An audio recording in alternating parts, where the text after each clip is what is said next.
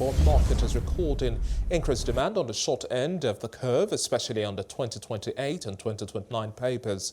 Now, in the absence of major liquidity inflow, market watchers anticipate interbank rates will remain at double digits this week. Chuka Nwachukwu, head of fixed income trading at UBA, joins me now for more market updates. Thank you so much for joining us on the show today, Chuka. It's quite a different form of interview we are having today. Thank you, David.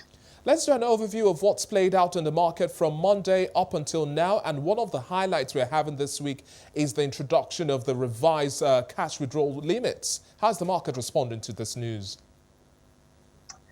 Well, on the fixed income market, we haven't seen much reaction on that because the Fed hasn't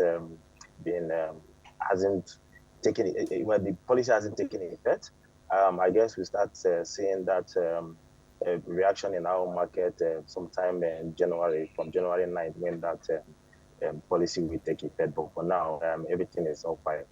And investor concentration now within the bond market especially, we are seeing bullish sentiments here coming into the market, but it's centered largely on the short end of the curve. 2028, 2029, according to your papers, are having some increased demand levels. Yeah, it has to do with the strategy people are employing, especially as regards the CRR debit. Since the advent of the CRR debit, a lot of investors, especially banks, would like to, rather than just allow their cash to be taken at 0%, we like to invest in any paper that is profitable. And so on the bond side, the 2028 bond especially is quite attractive, and then the yield is very okay. So that's why we see a lot of interest on that side. Yeah. Also, there's been also a lot of interest on the 2029 bond as well, because of also the coupon, the high yield coupon, and so that also has attracted a lot of interest, and hopefully that will also push the market to react positively because the market has been quiet. Yes, it's been quiet. And talking about expected reactions as well, what are the feelers you're also getting following today's DMO 54 billion naira T-bills auction? Yeah, so today we have 54 billion, like you rightly mentioned, at the auction. The result should be out hopefully in the next 2 or 3 hours. Last auction came out at 14.84.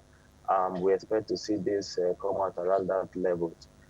So the interest is really on the T-bill side has been on the longer end of the curve, especially the 1 year.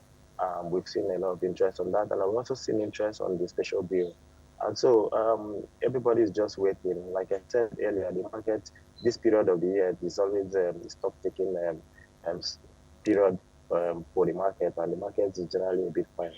Do you think there's any chance of a subscription as well, looking at the fact that the market has relatively been tepid this week following what played out last week as well?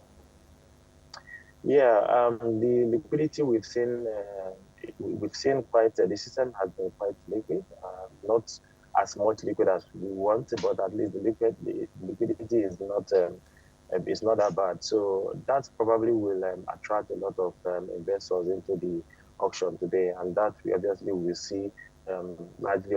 I don't think that they're obviously going to issue they're going to be oversubscribed actually, probably maybe by another 50 or 100 basis points from the offer.